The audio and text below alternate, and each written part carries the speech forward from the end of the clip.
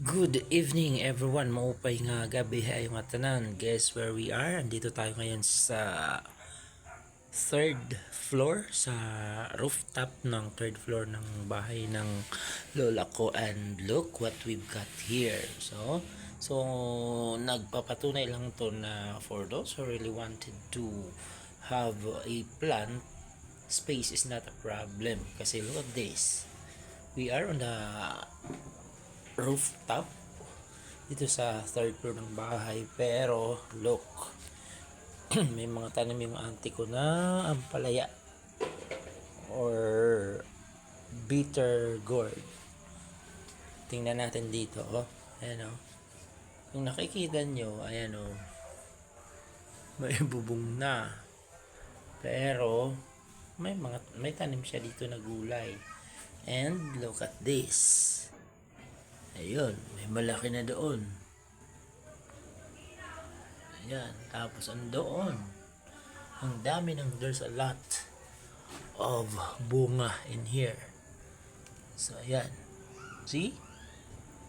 Anong gustong iparating namin sa akin ito, di ba? Space is not a problem. Or if you really wanted to have your own plants, or if you really wanted to grow your own food, space is not a problem. Kasi sa mga gilid-gilid lang, and like this one, rooftop, pwede kang magtanim. So what did my aunt do?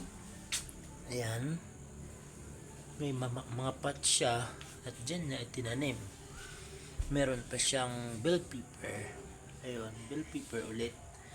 And she had an herb here. I forgot the English term for this herb, pero dito sa amin sa Waray-Waray we call this kusol. And ganda ng pagtubuan. She also have ginger. Ayan, nakapots lang. See? Ayan. Ba?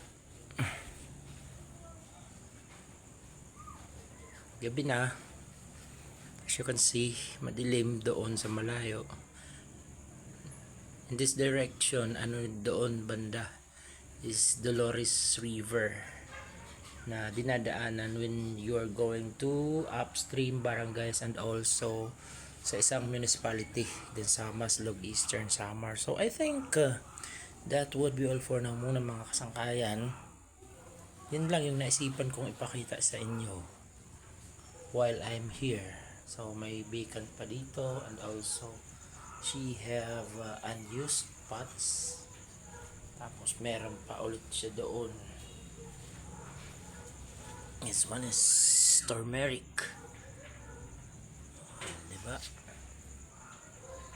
So that would be all for now muna mga kasangkayan. Again, maupay nga gabi ay matanan. I'm busy with my work from the office. So bye bye.